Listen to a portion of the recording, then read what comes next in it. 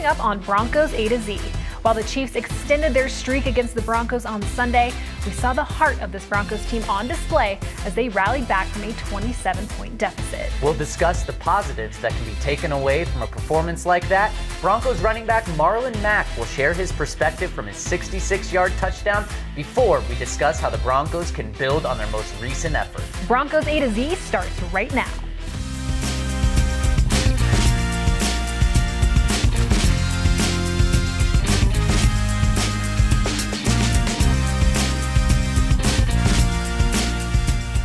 Hey Broncos country, thanks for joining us for another edition of Broncos A-to-Z. I'm Alexis Perry alongside my good friend Zach Stevens as we take a deep dive into Denver's Week 14 loss to the Kansas City Chiefs. Prior to kickoff on Sunday, few people outside of this organization believed the Broncos could give the Chiefs a run for their money. For those who didn't count the Broncos out before the game even started, they probably did when the Broncos found themselves down 27-0 with less than 5 minutes left in the first half. But the Broncos didn't quit. We witnessed some mile-high magic as the Broncos found the end zone 3 times within 4 minutes, but Denver fell short in its valiant comeback attempt. Broncos Director of Production Austin Brink was on the sideline at Empower Field at Mile High for an exclusive look back at Broncos and Chiefs. Welcome to Empower Field at Mile High on an absolutely gorgeous December 11th as we are getting set for this AFC West matchup between the Denver Broncos and the Kansas City Chiefs. The Broncos trying to break a 13-game losing streak to the Kansas City Chiefs. Denver comes into today's action 3-9. The Chiefs atop the AFC West. Their record thus far is 9-3. And Rick, you and I talked about having to deal with Patrick Mahomes and Travis Kelce and this prolific Chief offense that leads the National Football League in scoring per game at just over 29 points per game. We're going to see this matchup early. And if the Broncos D can keep this game close like they seem to do every week, anything can happen. They bring 5. Cooper on the way. Cooper's got him from behind, and down goes Mahomes. Deshaun Williams there as well, but it was Cooper, no doubt about it.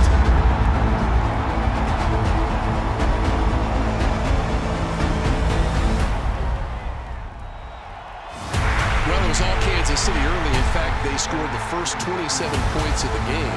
The Broncos get the ball to start this third quarter. They can somehow put together a touchdown drive. We might very well have us a ball game. Screen set up, and this is going to be Marlon Mack. Marlon Mack inside the 45, the Chiefs inside the 40. Stiff arms inside 30, 25, 20.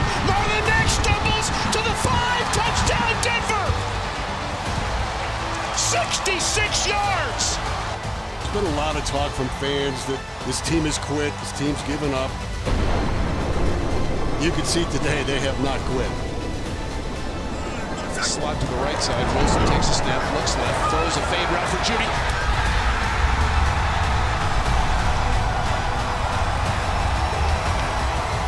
Judy's there, makes the catch. Touchdown, Denver. Now a first and goal at the Kansas City 5. Russ looks left, throws the ball wide open is Judy. Touchdown, Denver. There are no moral victories in the NFL. That's just not the way the league works. But I will say this, great heart and determination showed by this Broncos team. Denver was an 8.5-point home underdog to the Kansas City Chiefs, and while they covered the spread, the Broncos weren't able to snap their losing streak against the Chiefs. Zach with a 3-9 record and down 27-0. What do you think this performance really says about them as a whole? It shows the heart that they have and the effort that they gave to Nathaniel Hackett, to themselves, and to Russell Wilson as well. And Russell Wilson gave it right back to him, of course, diving for the end zone, trying to get the touchdown, doing everything he can to get the win for the Broncos and snap this streak that they have going on to the Chiefs. And it was really impressive because, Alexis, with only 5 games left in the season entering this game, the Broncos could have just quit before the game, being such an underdog, 3-9 going up against a 9-3 Chiefs team, and then down 27-0. No Broncos team has ever overcome 27-point deficit, and this Broncos team was the closest to doing it. So it showed a lot of heart and showed that they're still not going to quit on this season. What really clicked for this team, especially there late in the first half? Well, it was the defense, and the defense getting them the ball, and then the offense being able to take advantage of that. We've seen the defense get a couple of turnovers throughout the season,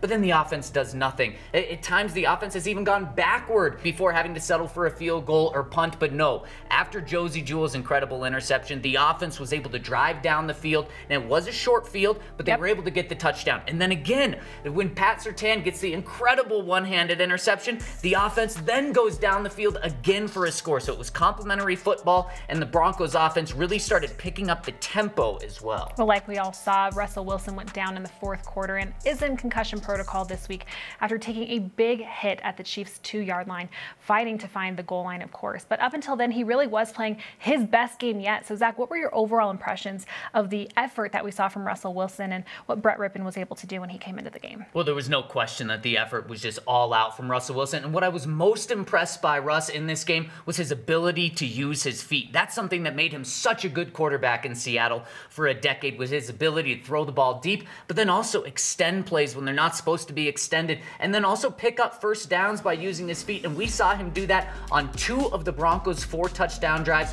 Russell Wilson took off multiple times with his feet, including the one where he got injured, but there were other ones on one of the other touchdown drives where he was able to use his feet effectively, and he ended up being the Broncos' leading rusher, over 50 yards on the ground, and that was just so impressive to see. And that is what made Russell Wilson so good, and we now get to see it being on the field for Denver, and that was really impressive and hopeful moving forward. What do you think about Brett? Oh, Brett, I was really impressed with him. And the interception that he threw at the end of the game was because Chris Jones, one of the best defensive players in the NFL, hit his blind side. So I don't put that one on Brett that much. I was impressed the way he came in and dealing with a 4th and 7, needing a touchdown, and he's able to find Jerry Jeudy. I thought he came in and was very composed. Well, the Chiefs knew that the Broncos were going to need to rely on Jerry Jeudy on Sunday, but he was able to overcome Kansas City's defensive game plan for him and have himself a career day with 3 touchdowns. Why was he able to have that kind of performance on Sunday? Well, he doubled his touchdown total on the season in one game. He came into the game with 3 touchdowns, and of course he had 3 in the game as well.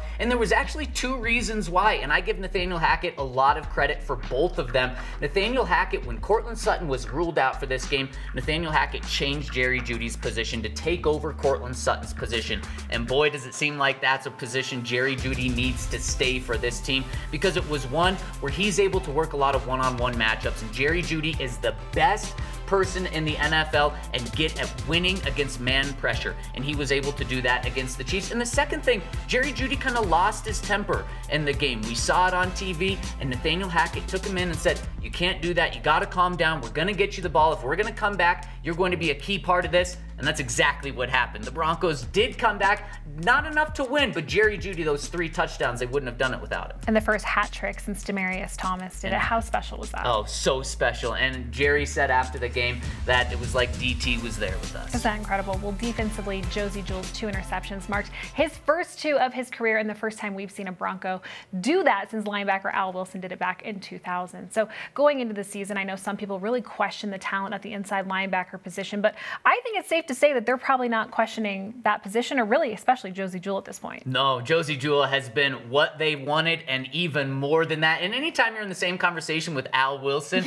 that's a great place to be. One of my favorite all-time players. And one of the things that made Al Wilson great, not only was he just a sound tackler just like Josie is and knew exactly where to be, but he was a playmaker. And that was kind of the one thing that you wanted to see from Josie. Not just be a good inside linebacker and do everything right, but make plays for this team. And boy, did he do that against the Chiefs and Patrick Mahomes. Maybe no one more difficult to go up against than Patrick Mahomes. And Josie Jewell, not only 2 interceptions, but 2 incredible catches. I mean, if a wide receiver makes those catches, we're giving them a lot of credit, saying, wow, great hands there. And it's Josie Jewell, and he did it in a way where he wasn't running across the field. He kind of baited Patrick Mahomes into throwing those and then using his hands to get the interception. Really impressive game from Josie. Well, even though it was a loss, we saw an immense amount of progress on Sunday. While this team is mathematically eliminated from the playoffs, does this performance really change your expectations for this team here down the final stretch? It does. They get another shot at the Chiefs now. It's on the road, going to be even more difficult, but maybe they can be competitive and cover the spread. What that is, the Chargers, you see them get a win on Sunday against the Dolphins, but then the Broncos have 2 games that are winnable, Going into the Chiefs game, I wasn't sure they were going to win them. Now I think the Broncos have a great shot at beating the Cardinals, at beating the Rams, and then also with that, the offense. They can score more than 24 points. We saw it against the Chiefs. So if they can get a couple more games where they're scoring in the 20s, that would feel like a real win and some momentum going into the offseason. Well, still to come here on Broncos A to Z, some of Dave Logan's best play calls from the booth on Sunday, and Broncos running back Marlon Mack will join me to break down his 66-yard touchdown. Don't go anywhere. DT was our #1 guy. His play spoke for itself. Thomas is there and makes the catch. He could do just about anything on the football field. Demaryius Thomas out on the 45. Here we go. We set out for him to be the most dominant receiver here. Pass caught, one-handed, the catch of the night. He was like electrifying. Play at a time, that's all we need to do. He was one of a kind. DT's got it. Touchdown Denver. He was a defensive coordinator's worst nightmare, but for me, boy, he was just a gift.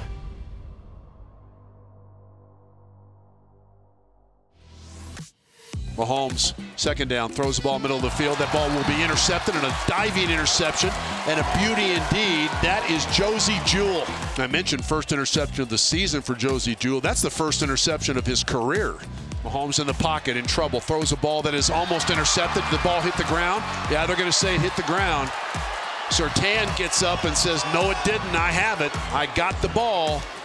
And they will reverse that call. Yeah, the Denver offense is already on the field. They're going to get the ball at the Chiefs' 48-yard line.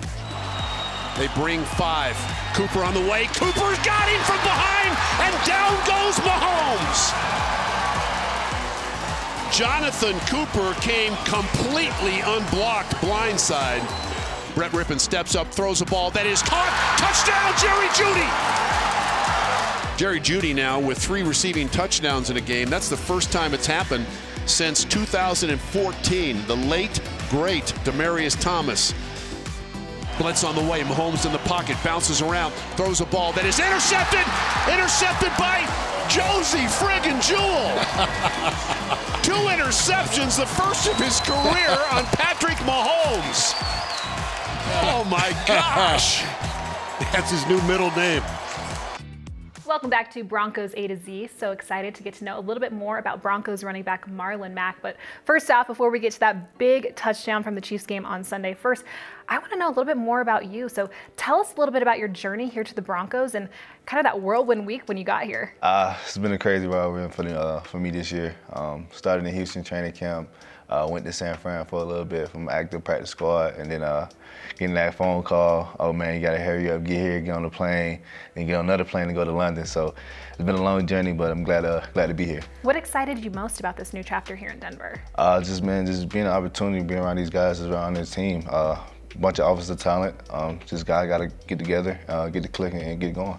Yeah, you mentioned kind of the talent, especially in that running backs room. There have been a lot of changes and a lot of injuries, but overall, what's your impression of that group that you're working with? Man, we're a pretty close-knit group. Like you said, a bunch of talent. Guys, things that happen. This is the NFL, and a bunch of injuries, injury bug, and it just, things happen, and you just got to be prepared. But the room is great. Coach is great. Coach Weed is great. Guys are just loving on each other, helping each other as this journey going on in the season. Yeah, well, you haven't had a ton of touches throughout the first few weeks that you've been here in Denver, but what has really been your mindset since you've been here in terms of adjusting to a new system and kind of waiting for an opportunity? Just being patient, man. I've been on practice squad, I've been on active, and just being grateful with this chance you get, because there's not too many opportunities, and it's just being waiting and being patient, and things happen for you. Okay, well, Mike Boone on Sunday, he went down, you stepped up, and you took advantage of this opportunity. You ripped off a 66-yard touchdown after Russell Wilson connected with you on that one. So walk us through that play, especially the end of that play. All right. So going through the play, I know the ball is coming to me. See the linebacker on the ball, the line of scrimmage.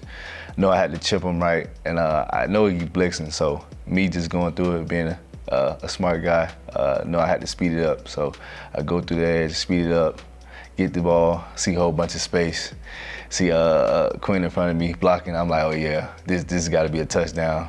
Got so much open field after the stiff arm. And then after the stiff arm, I can't take too much after that. Started stumbling right around the 20-yard line, 15-yard line, man. I was like, man, I got to keep my balance getting in this end zone, because by far I'm going to be on ESPN top 10 for sure. So After that, man, I was like, thank God I made it to the end zone, because it was getting really scary for me. You have been through so much in your career. What did that touchdown, that being your longest of your career, really mean to you? It mean a lot, man. It's just being humble. You know, this NFL thing could be challenging, but being humble, being patient with this thing, and being grateful for the chances you get out there and taking advantage of it. There's 4 games left in this season. Really, you and Latavius Murray will be tasked with igniting the Broncos' run game. So what do you hope to show here over the next 4 games? Hopefully show the explosive players again and go out there and make big plays for this team, something that we need, and hopefully I can get to do that. Overall, what's the mindset of this team kind of heading down the stretch? The playoffs are out of reach at this point, but what do you guys want to prove to this fan base and in yourselves? Show what this offense can be. Just go out there, stay focused with each other, go out there, prove a point. There's still a league. You got to go out there and prove each week, and that's what we're going to do. Just go out there, work hard, and show what this offense can be. Go out there, put up some points. Yeah, what did you see, I guess, on Sunday that really made you feel like this offense has some potential?